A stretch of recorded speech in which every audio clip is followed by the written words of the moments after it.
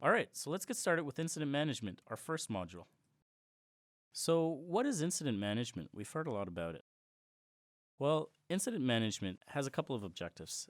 It basically helps us restore normal service operation after an interruption as quickly as possible. It helps us provide guidance to minimize the impact on business operations, and it helps us ensure that the best levels of service quality and availability are maintained. Let's talk about the scope of incident management. Incident management basically aims to reduce the impact on the client or eliminate it altogether. It also wants to make sure that we restore IT services to normal operation as quickly as possible and make sure that we comply to the incident management process that we've established for the organization. So, what's out of scope? Well, everything that I've mentioned earlier is considered in scope, and these are the things that are out of scope. So, for example, finding the root cause is something problem management would do, so that's out of scope. Knowledge accuracy is something knowledge management would do, so that's also out of scope. Change approvals are something change management would deal with, so that's also out of scope. Basically, anything that's not implicitly mentioned in the scope statement before is considered out of scope. All right, so we just learned what's in scope and out of scope for incident management. But before we learn how to deal with them, we have to figure out how to identify an incident. What exactly is an incident? Let's look at an example. So this is Toronto Hydro, and sometimes they experience unexpected power outages, for whatever the reason may be. When these unexpected issues occur, they usually have some sort of impact. In the case of Toronto Hydro, the power outage caused an impact to a customer in a nearby office who utilizes their services. The impact to the client is what we refer to as an incident.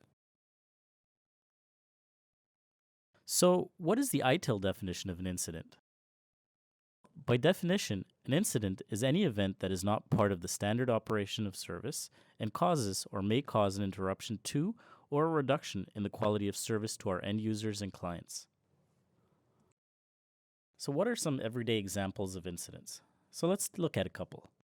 So, here we have a PC that's not working. The monitor is cracked, and the user is unable to use that specific computer. So, that's an incident because the PC that was working is not working anymore. Similarly, if you drove into the office yesterday and your car was working fine, but today you get into your car and try to turn on the car and it doesn't start, that's also an incident because the service, your automobile, is not working the way it's supposed to. Now, imagine you have a cell phone and you start getting pop up messages on your phone that stop you from utilizing your phone. That's also considered an incident because your phone is not behaving the way it's supposed to, or your service is not working the way it's supposed to. So, all of these are examples of incidents.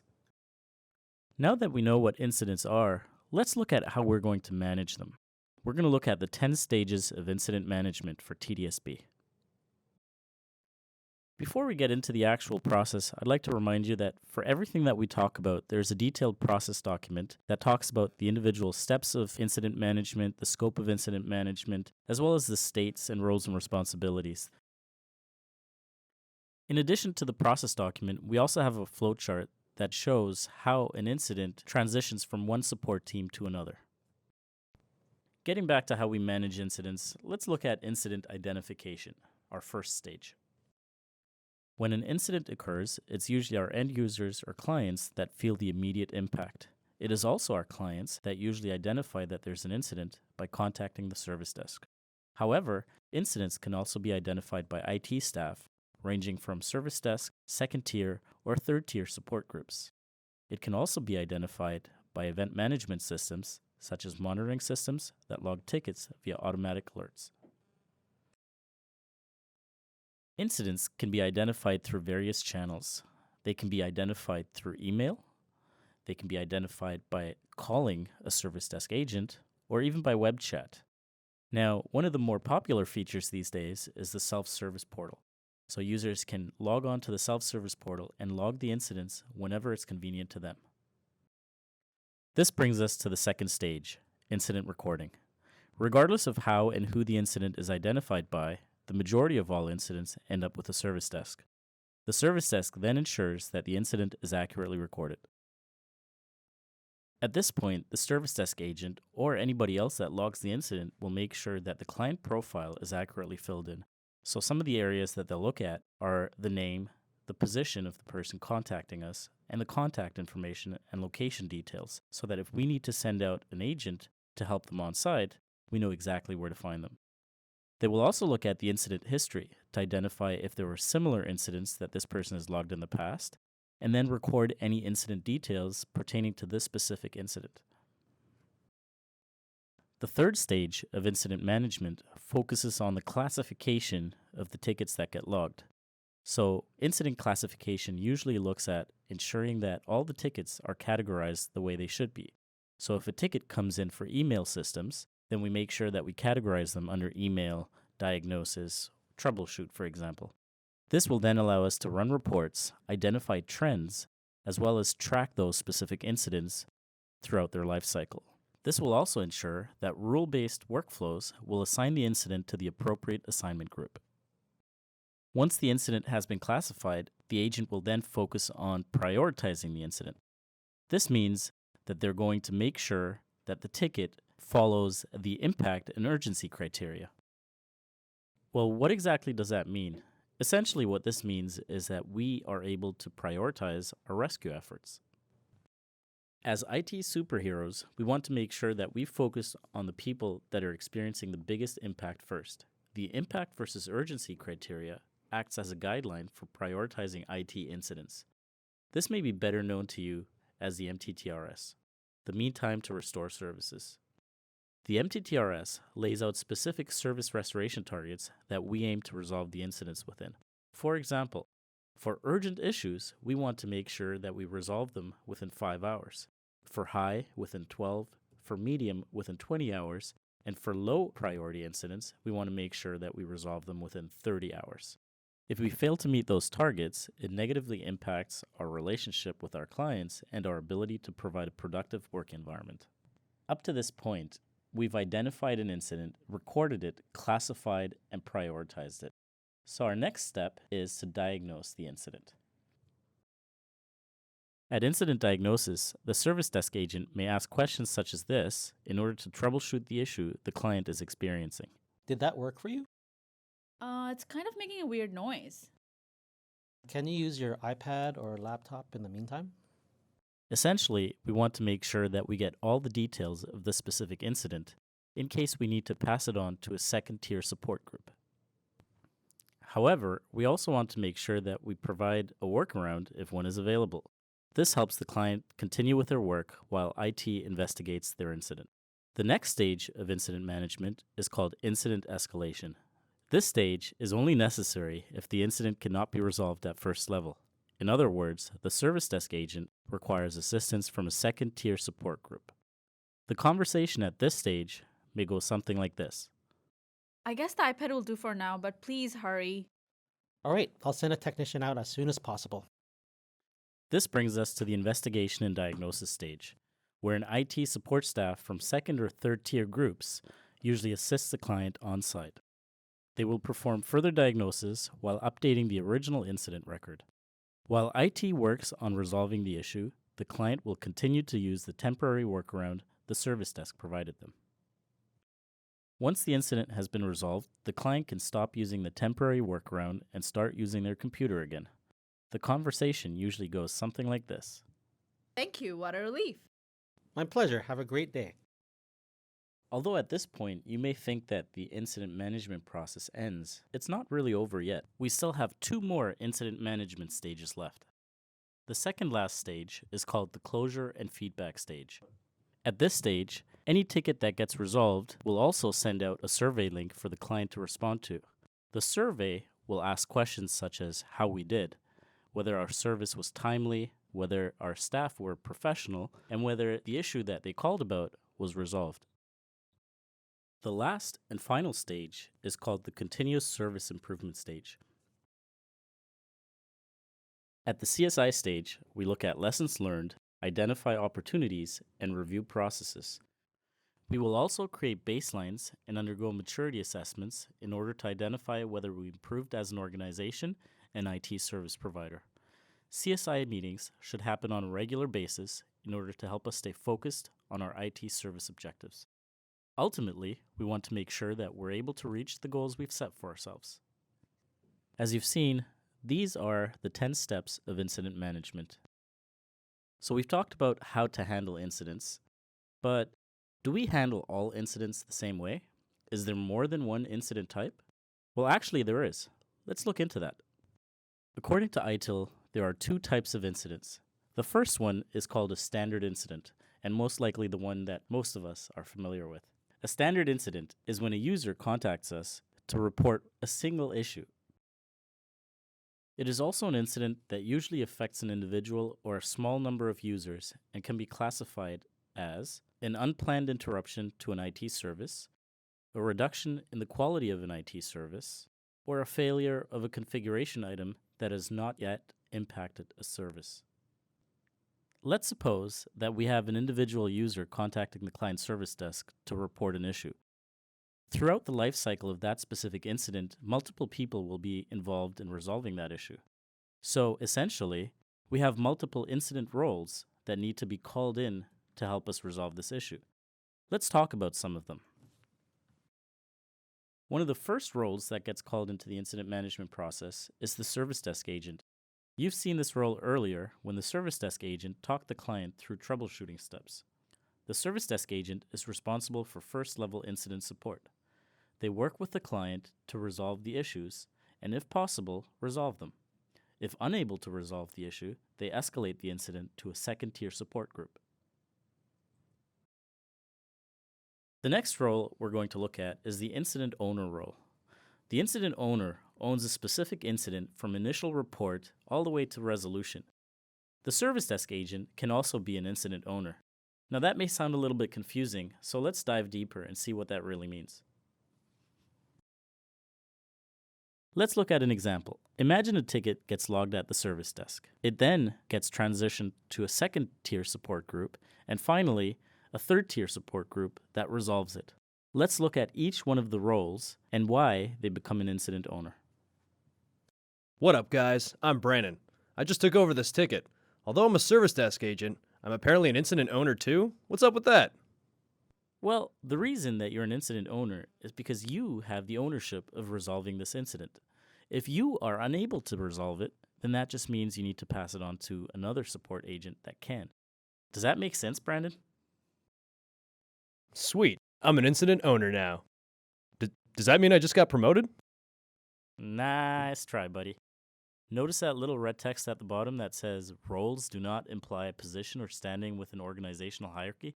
Basically, this means that you can't go out and print your own business card that says incident owner at TDSB. These ITIL roles are essentially like a bunch of hats. You will wear these hats whenever you perform an incident management role or function. In this case, you're wearing the incident owner hat. Does that make sense? Clear as mud. Usually I can fix everything, but I'm going to send this one to field services.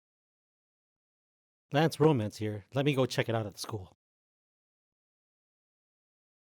As Brandon just mentioned, this ticket went from the service desk to the field services team, and Lance Romance now has the ticket.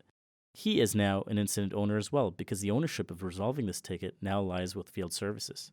However, if Lance Romance is unable to deal with the issue, it will then go to network services. So let's see what's happening there. Don't worry, guys. I'll figure this out with Cochico. To sum it up, the person assigned to the incident will always be the incident owner, regardless of their TDSB position or title. Other standard incident roles are service desk manager, who is responsible for the efficient flow of tickets through the service desk, the knowledge manager, who manages IT knowledge base and the lifecycle of knowledge base content, and the quality assurance manager, who's responsible for ensuring process compliance and quality standards are met within the TDSB IT team. Hopefully, that explains what a standard incident is and what the roles associated to it are. The second type of incident is called a major incident, and just like the name indicates, it focuses on major incidents that impact a large number of users. Although ITIL is very specific when it comes to defining a standard incident, it's not quite so clear for major incidents. If you recall from earlier in the presentation, we had mentioned that ITIL is a framework that can be used across any type of organization. For example, a major incident in a hospital setting would be different than a major incident at Microsoft. ITIL takes this into account and basically allows organizations to define major incidents in a way that works for them. Their only criteria are that we as an organization must agree on a major incident definition, that we must have a separate process for how to handle major incidents, and that we must form a separate team with distinct roles and responsibilities to deal with them.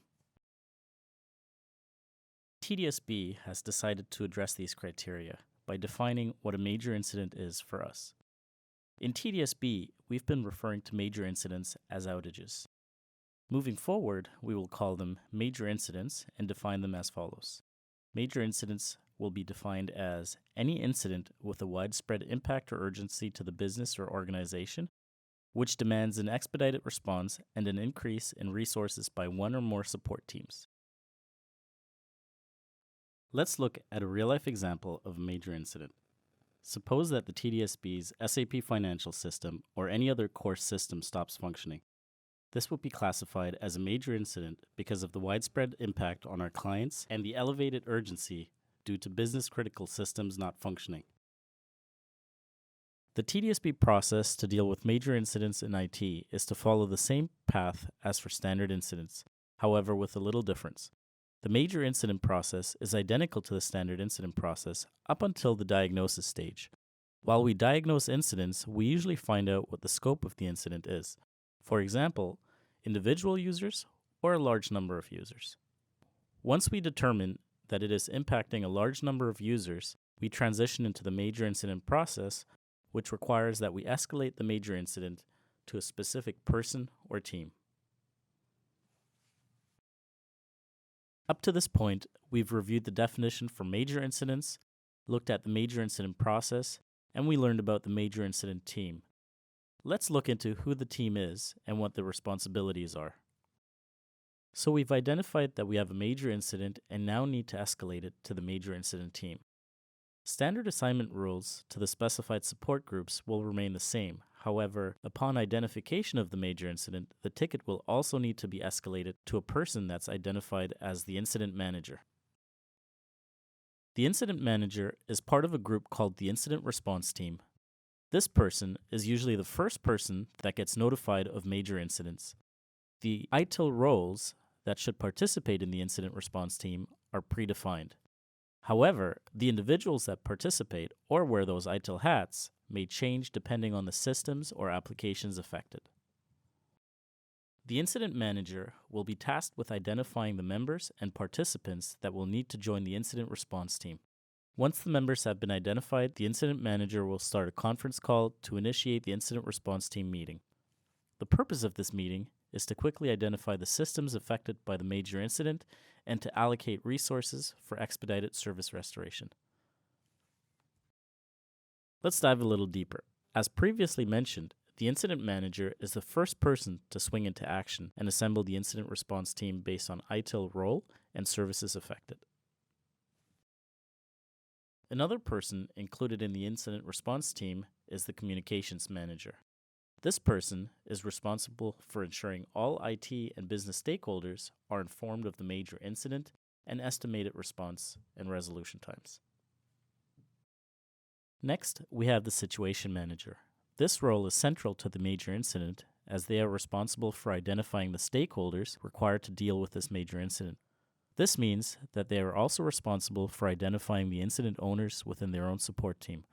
Ultimately, the situation manager is the person who will take accountability for ensuring that the major incident gets resolved in a timely fashion. So we just talked about the situation manager and how they will then call in the stakeholders. So who are some of these stakeholders that can participate in the major incident response team meeting? Examples of stakeholders can be incident owners, so the people that are responsible for physically dealing with that incident, so fixing the incidents.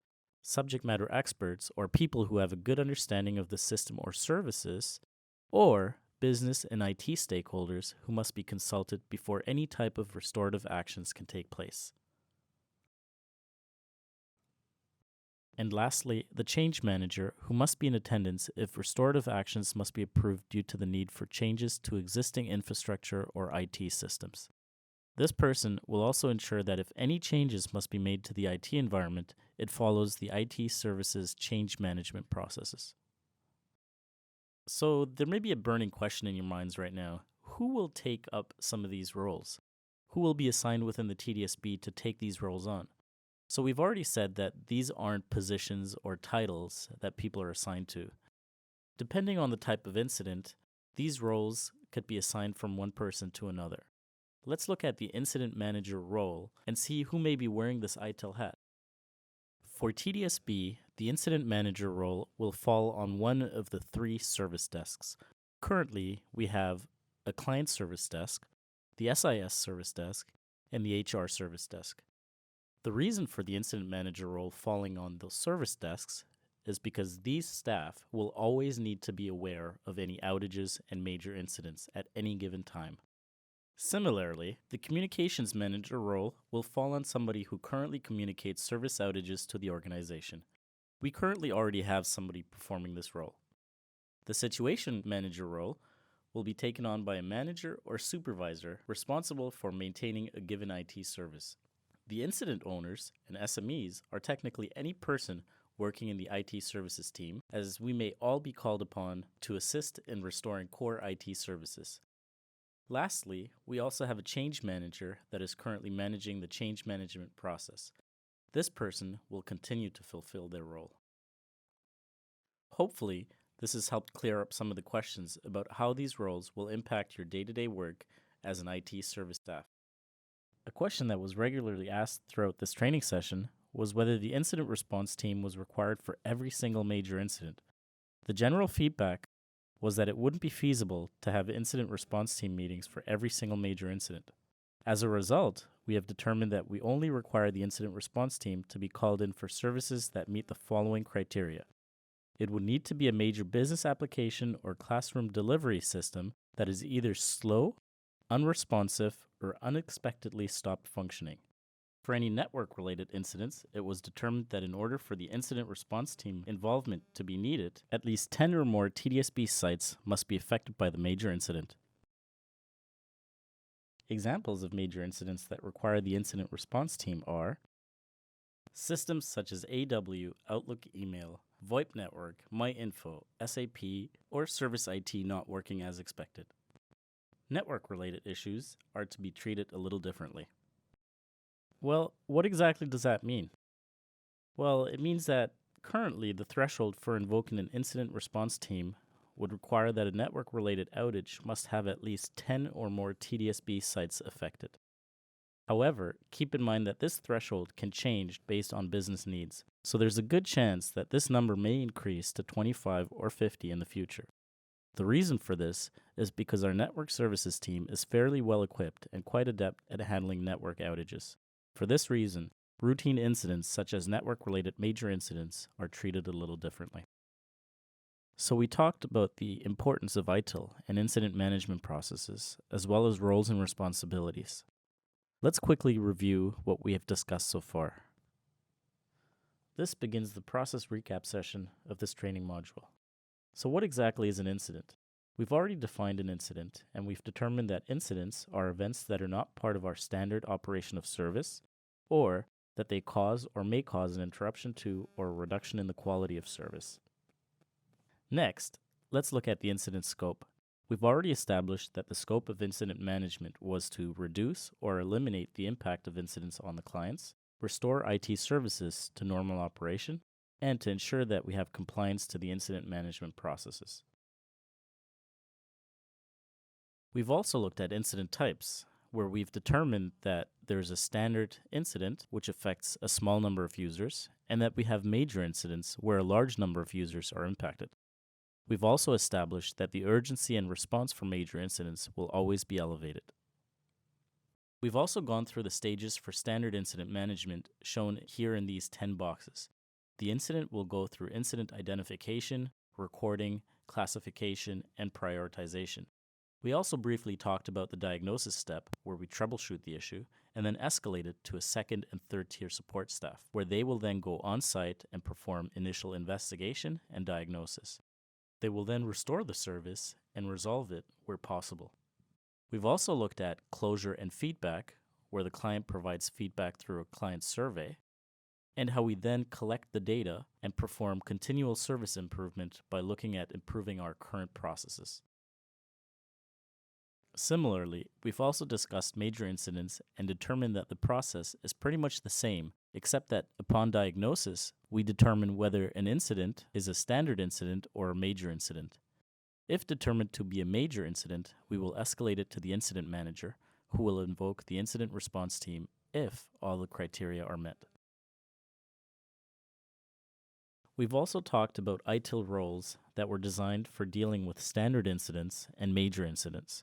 In the standard incident management process, we've talked about the service desk agent's role, the incident owner, the service desk manager, the knowledge manager, and the quality assurance manager.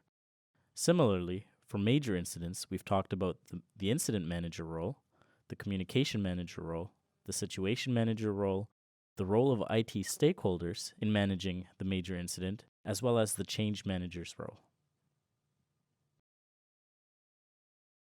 All right, so that's the end of the process recap. So what does all this mean for me? Well, essentially it means that there are going to be ITIL roles and responsibilities that are going to be assigned to each and every one of us. It is our duty to fulfill these obligations in order to effectively provide IT services to our clients in the TDSB. The other thing that's going to come along with this is process changes that will help us become more ITIL aligned. So what this means is that we will have more ITIL processes trained in the near future, and that we will have better process integration with processes such as problem management, change management, etc. This brings us to the end of the incident management training module. I hope you enjoyed it. If you have any questions, please feel free to refer to the incident management process documentation or the incident management workflow. Thank you.